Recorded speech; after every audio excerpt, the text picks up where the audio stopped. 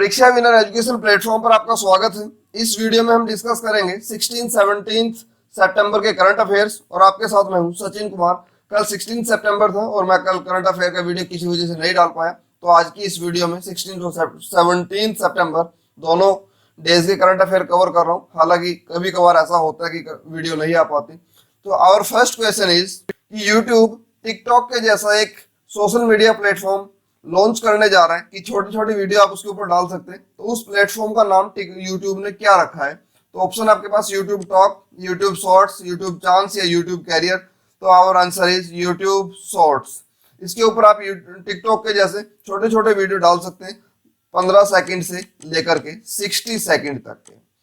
और हमें इसमें क्या ध्यान रखना है कि अगर आप अपने YouTube को अपडेट करेंगे, तो हालांकि सभी के पास नहीं आया, तो बीच में प्लस ऑप्शन मिलेगा आपको। अगर आपके पास प्लस ऑप्शन नजर आ रहा है तो आपके पास ये YouTube शॉर्ट्स की फैसिलिटी आ चुकी है, आप वीडियो बना सकते हैं।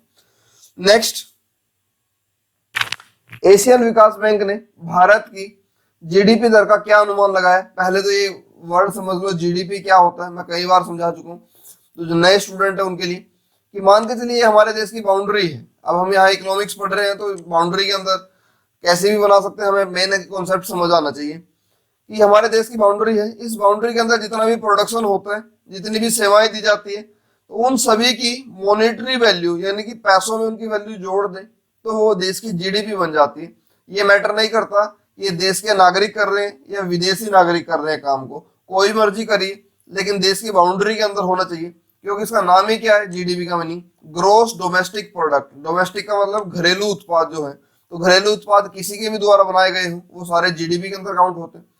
तो एडीबी यानी एशियन विकास बैंक ने क्या अनुमान लगाया? तो इनका अनुमान है -9%, यानी कि विकास नहीं होगा इस बार, हमारी इकोनॉमी पहले से भी घट जाएगी, -9% से घट जाएगी, यानी सिकुड़ जाएगी, कॉन्ट्रैक्ट हो जाएगी। तो ये अच्छा संकेत नहीं है, कोरोना का इफेक्ट नजर आ रहा है। देन एशियन विकास बैंक एडीबी से रिलेटेड फैक्ट हम एक बार देख लेंगे कि एडीबी का हेडक्वार्टर है मनीला के अंदर, और मनीला कहां पर है? ये शहर है फिलीपींस की कैपिटल है ये। तो फिलीपींस, एंड जो एडीबी के हेड है मात्सुगा असाकावा, ये एडीबी के हेड है। और साथ साथ हमें याद रखना है कि एडीबी के अंदर टोटल 68 मेंबर्स हैं, और जो लेटेस्ट ऐड हुआ वो है NIUE, और इसकी कैपिटल है अलोफी, ALOFI। और ये जो कंट्री है ये न्यूजीलैंड के पास पड़ता है। और हमें याद रखना है कि ये बहुत छोटा सा देश है, इसकी जो पॉपुलेशन है 1600 to 1700 है। और साथ में हमें याद रखना है कि जो एडीबी है इसका 19 दिसंबर 1966 1966 यानी जिस साल हरियाणा बना था उसी साल एडीबी बना था, ये हमें ध्यान रखना है। बाकी ये भी हम देख लेंगे। बाकी ये जो हमने ग्रोथ रेट दे रखी है किस किस एजेंसी के अनुमान है, क्योंकि आपने देखा होगा कि इससे रिलेटेड जो भी हम क्वेश्चन पढ़ते हैं तो पिछला सारा डाटा कवर करते हैं साथ के साथ, यही अपने करंट अफेयर की स्पेशलिटी है। तो -11.5% ये मूडीज का अनुमान है, जो रेटिंग एजेंसी है मूडीज, उनका अनुमान है 11.5%। एंड -8 to 8.2% तक, ये दोनों माइनस में है ये, तो ये -8 to -8.2% तक ये अनुमान है केयर रेटिंग एजेंसी का। एंड -10.5% ये अनुमान है फिच रेटिंग एजेंसी का। इंपॉर्टेंट है अपने लिए सारा डाटा, और इसके लिए मैं अलग से स्पेशल वीडियो बनाऊंगा शॉर्ट्स की, वहां भी कवर करूंगा इस टॉपिक को। एंड -9% ये है जी S&P। अब आप कंफ्यूज हो गए होंगे कि एडीबी का क्या है।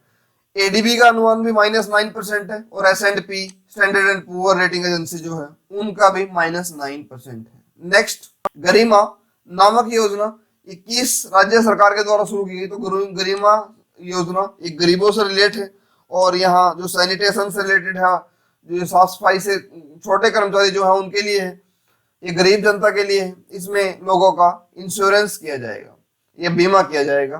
तो ये योजना शुरू की है उड़ीसा की सरकार ने। और उड़ीसा से रिलेटेड फैक्ट हमें क्या पढ़ना है कि यहाँ के जो गवर्नर है Ganeshi Lal, and chief minister है नवीन पटनायक। और साथ में हमें याद रखना है कि यहाँ पर इसरो ने, इंडियन स्पेस रिसर्च ऑर्गेनाइजेशन ने एक इंक्यूबेशन सेंटर एक यूनिवर्सिटी के अंदर स्थापित किया जाएगा, यानी रिसर्च लैब आप बोल सकते हो, ये स्थापित की जाएगी कहाँ पर, ये होगा VSSUT।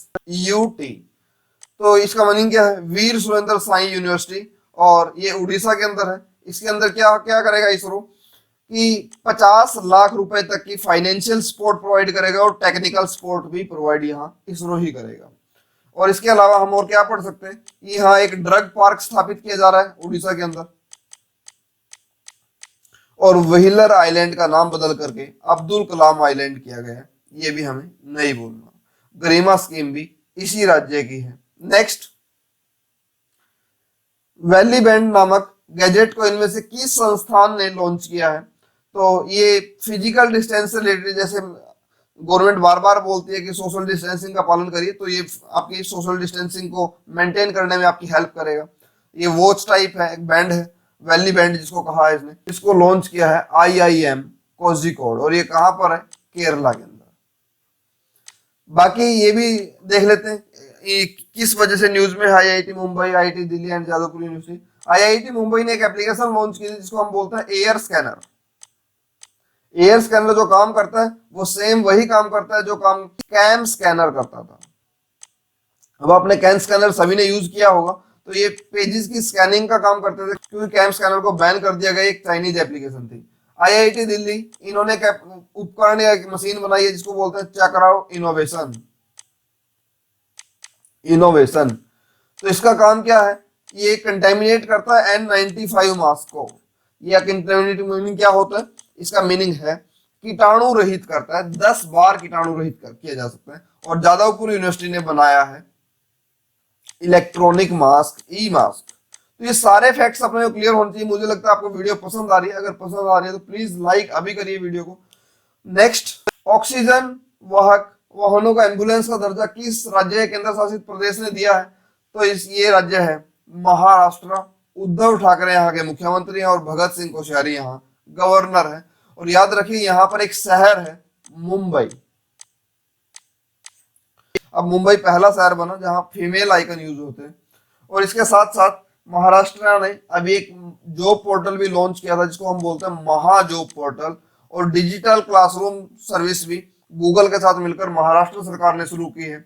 और साथ में हमें याद रखना है महाराष्ट्र सरकार ने सिडबी के साथ एग्रीमेंट भी साइन किया, MOU साइन किया, एग्रीमेंट नहीं कहेंगे MOU कहेंगे।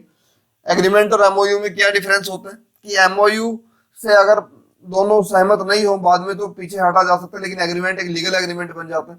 तो सिडबी यानी small industrial development bank of India के साथ इन्होंने MOU साइन किया है कि MSME को प्रमोट करने के लिए। ये हमें ध्यान रखना। और सिडबी का हेडक्वार्टर लखनऊ के अंदर है और इसकी जो चाइल्ड ऑर्गेनाइजेशन है वो मुद्रा है। नेक्स्ट, सेवा सप्ताह किसके जन्मदिन को चिन्हित करने के लिए देश भर में मनाया जा रहा है, तो ये नरेंद्र मोदी के जन्मदिन को, हमारे प्रधानमंत्री जी के जन्मदिन को चिन्हित करने के लिए मनाया जा रहा है। और उनका बर्थडे है 17 सितंबर को, 17 सितंबर को। और जो ट्विटर पर कैंपेन चल रहा है 17 सितंबर को ये राष्ट्रीय बेरोजगार दिवस के रूप में मनाया, क्योंकि ये स्टूडेंट का एक आक्रोश है उनके प्रति कि जिस तरीके से गवर्नमेंट जॉब्स कम हो रहे हैं या फिनिश किया जा रहा है, हटाया जा रहा है उनको, तो ये एक आक्रोश है। तो आपका इसके ऊपर क्या विचार है, कमेंट बॉक्स में लिख के बताइए क्या ऐसा करना चाहिए या गलत है, सही है, अपनी राय जरूर देंगे। तो सेवा सप्ताह ये मनाया जाएगा 14 to 20 सितंबर के। और इसके अलावा हम बाकी भी देख लेंगे। 1 से 7 अगस्त यहाँ पर सेलिब्रेट किया जाता है world breast feeding week. And 1 to 7 सितंबर यहाँ पर सेलिब्रेट होता है नेशनल पोषण वीक या नेशनल न्यूट्रिशन वीक हम बोलते हैं इसको। और 24 से 28 अगस्त इसको बोलते हैं वर्ल्ड वाटर वीक। और इसको जो सेलिब्रेट करता है वो सीवी सेलिब्रेट करता है, यानी स्टॉकहोम इंटरनेशनल वाटर इंस्टीट्यूट। और इसका हेडक्वार्टर कहाँ है, स्टॉकहोम के अंदर। स्टॉकहोम की इसकी कैपिटल है स्वीडन की। नेक्स्ट, और यहाँ एक और ध्यान रख सकते हैं आप, 10 to 15 अगस्त ये रेलवे ने क्लीननेस वीक के रूप में या स्वच्छता सप्ताह के रूप में रेलवे ने सेलिब्रेट किया। इंपॉर्टेंट है रेलवे पॉइंट ऑफ व्यू से भी। हाल ही में भारत इनमें से किस समूह का सदस्य बना है, तो ये बना है भारत CSW का। आसियान का अभी तक भारत सदस्य नहीं है, आसियान देशों का। यहाँ 10 मेंबर कंट्रीज है।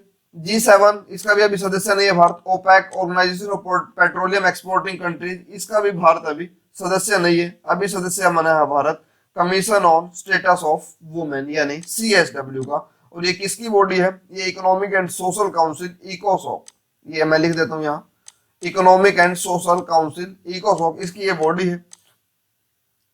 और इसकी जो इंफॉर्मेशन दी है ये सुपर इंपोर्टेंट बन जाता है दोस्तों, TS तिरुमूर्ति।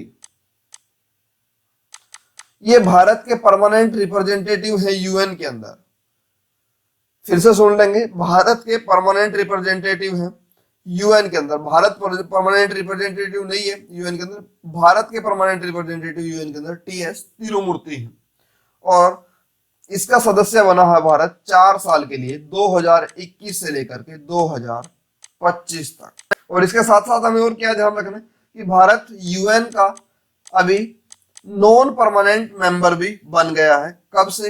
1 जनवरी 2021 से इनका टाइम पीरियड शुरू हो जाएगा। 2 साल के लिए बने हैं। साथ में 4 देश और बने, या टोटल 4 देश बने हैं, इंडिया, आयरलैंड, मैक्सिको और नॉर्वे। ये 4 देश 2 साल के लिए नॉन परमानेंट मेंबर्स बने हैं यूएन के अंदर। नेक्स्ट है, हाल ही में प्याज की सभी किस्मों के निर्यात पर रोक लगा दी गई। तो ये फैसला किस मिनिस्ट्री के द्वारा लिया गया? तो यार ये इंपॉर्टेंट इसलिए बन जाता है कि ये तो देखो कभी बैन लगा दिया जाता है, कभी हटा दिया जाता है, ये अपने लिए मैटर नहीं करता एग्जाम पॉइंट ऑफ व्यू से।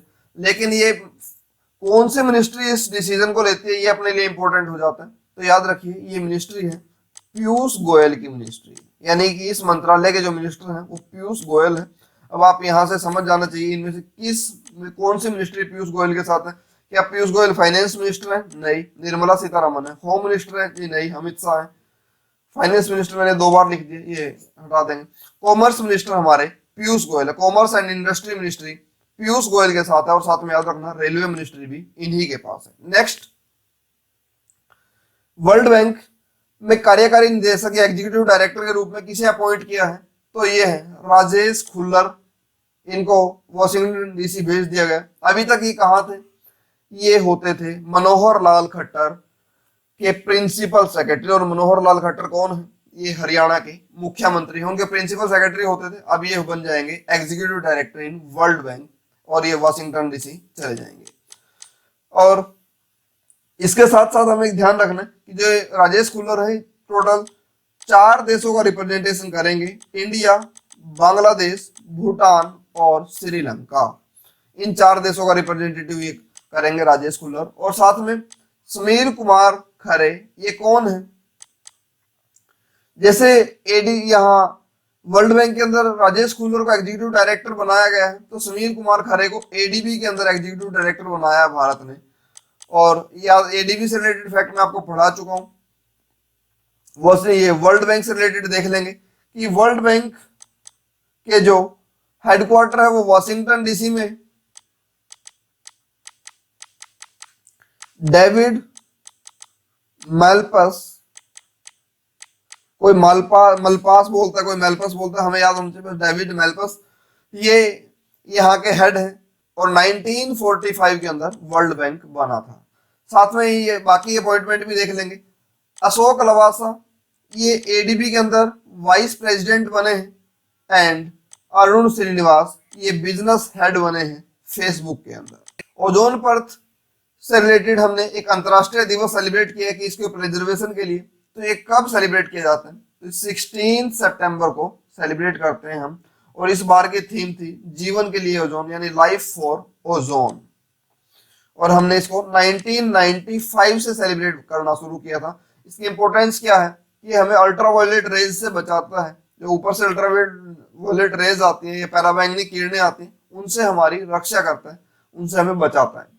बाकी 12 सितंबर को हम कौन सा डे सेलिब्रेट करते हैं? World first aid day. और इसके साथ साथ साउथ साउथ कोऑपरेशन डे। 14 सितंबर को हम नेशनल हिंदी डे सेलिब्रेट करते हैं। और 15 सितंबर को हम इंजीनियर्स डे और international day of democracy. Engineers day हम किन की याद में मनाते हैं? ये एम विश्वेश्वरैया क्या बर्थडे होता है। और ये इंजीनियर थे, हमारे काफी फेमस इंजीनियर थे। 1861 में इनका बर्थडे हुआ था और कर्नाटका से इनका संबंध है। नेक्स्ट, राज्यसभा में डिप्टी चेयरमैन किनको बनाया गया है?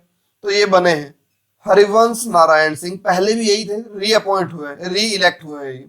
ओम बिरला ये लोकसभा के अध्यक्ष हैं हमारे, और साथ में गुलाम नबी आजाद ये विपक्ष के नेता हैं। ये सभी फैक्ट्स क्लियर हो। नेक्स्ट है माई लाइफ इन डिजाइन, ये बुक इनके द्वारा लिखी गई। तो ये अगर आप इनको जानते हैं तो ये पर्सन है गौरी खान, तो ये एक इंटीरियर डिजाइनर है, तो इन्होंने बुक लिखी है my life in design. Neena Roy, इनके द्वारा बुक लिखी गई है अमेजिंग अयोध्या। और Dalai Lama, our only home a climate appeal to the world. And Sfurti Sahare, इन्होंने महेंद्र सिंह धोनी की जीवनी पर बुक लिखी है thin and win like Dhoni. Next, Janesh Ram Rathiya का निधन हो गया। ये किस फील्ड से रिलेट करते थे? तो छत्तीसगढ़ से इनका संबंध है पॉलिटिशियन से। ये इंडियन नेशनल कांग्रेस के लीडर थे। Next, Euromoney award of excellence 2020 द्वारा लाइफ टाइम अचीवमेंट अवार्ड से किसे सम्मानित किया गया? तो ये बैंकिंग के बादशाह हैं आदित्य पुरी, HDFC बैंक की शुरुआत की थी इन्होंने, तो इनको मिला है। और ये अवार्ड जो यूरोमनी अवार्ड है ये दिया जाता है बैंकिंग में अच्छे काम के लिए, बैंकिंग को प्रमोट करने के लिए। राजकिरण रॉय जी ये कौन है? ये यूनियन बैंक के हेड है। एंड वी वैद्यनाथन ये IDFC फर्स्ट बैंक के हेड है, MD and CEO। And Sandeep Bakhshi ये ICICI बैंक के हेड है। हाँ, ये ICICI बैंक देश का पहला बैंक बना है जिसने किसानों को सैटेलाइट की हेल्प से लोन देना शुरू किया है। नेक्स्ट, थॉमस कप और उबर कप, इन दोनों को पोस्टपोन कर दिया गया 2021 तक। तो ये किस खेल से रिलेट करते हैं दोनों टूर्नामेंट? तो ये है बैडमिंटन से रिलेट करते हैं। और याद रखिए इनका आयोजन कहां पर होना था? डेनमार्क के अंदर। इंपॉर्टेंट है, डेनमार्क के अंदर। और जो BWF है बैडमिंटन वर्ल्ड फेडरेशन, इसका हेडक्वार्टर कहां पर है? कुआलालंपुर, मलेशिया में। और BAI badminton association of India, इसके जो हेड हैं हेमंत बिस्वा शर्मा। ये कौन पर्सन है? ये बीजेपी के लीडर हैं और असम के फाइनेंस मिनिस्टर हैं। नेक्स्ट, एशियाई विकास बैंक ADB ने भारत के लिए अपना नया डायरेक्टर किसे नियुक्त किया है? तो समीर कुमार खरे नहीं, ये सुभाष कामत नहीं है, राकेश अस्थाना नहीं है, मुकुंदकम शर्मा नहीं है। तो ये कौन है? इनका नाम है ताकियो कोनिशी। मैंने ऑप्शन में नहीं डाला इसको, तो ताकियो कोनिशी, इनमें से कोई भी नहीं है आंसर। तो बाकी इनको भी एक बार ADB से रिलेटेड फैक्ट हमें सभी पढ़ चुके हैं अभी। तो समीर कुमार खरे ये कौन है? अब इन दोनों में डिफरेंस समझ लो। जो टाकियो कोनिशी है इनको ADB ने नियुक्त किया है भारत के लिए डायरेक्टर, और जो समीर कुमार खरे है इनको भारत ने नियुक्त किया है ADB के लिए एग्जीक्यूटिव डायरेक्टर। दोनों में डिफरेंस है। सुभाष कामत ये बने हैं ASCI advertisement standard council of India, इसके हेड बने हैं सुभाष कामत। राकेश अस्थाना BSF के हेड बने बॉर्डर सिक्योरिटी फोर्स के। और मुकुंदकम शर्मा उस कमेटी के हेड है, या उस कमेटी को इन्होंने चेयर किया था जिन्होंने नेशनल स्पोर्ट्स अवार्ड दिए थे, यानी उन स्पोर्ट्स को, उन प्लेयर्स को इन्होंने फाइनल किया था मुकुंदकम शर्मा की कमेटी ने। Next, video production company Hera Pheri films को किसने एक्वायर किया है या किसने इसका अधिग्रहण किया है? तो ये है शेयर चैट। और याद रखिए इसके पीछे ट्विटर की बैक है शेयर चैट कंपनी के पीछे। तो शेयर चैट ने इसका एक्विजिशन किया। इन्फोसिस ने किस कंपनी का एक्विजिशन किया अभी हाल फिलहाल? कैडिलोस्कोप इनोवेशन, इसका अधिग्रहण अभी किया। और ये कंपनी काम क्या करती है? जो मेडिकल इंस्ट्रूमेंट है उनकी डिजाइनिंग का काम है इसका। अदानी पावर, इन्होंने ओडिशा पावर जनरेशन कॉर्पोरेशन, इसका अधिग्रहण किया है, 49% स्टेक एक्वायर किया इसका। तो आज के लिए इतना ही करते हैं। अगर आपको वीडियो पसंद आई तो इसको लाइक करिए, चैनल को सब्सक्राइब करके बेल आइकन प्रेस कर लेंगे। Thank you.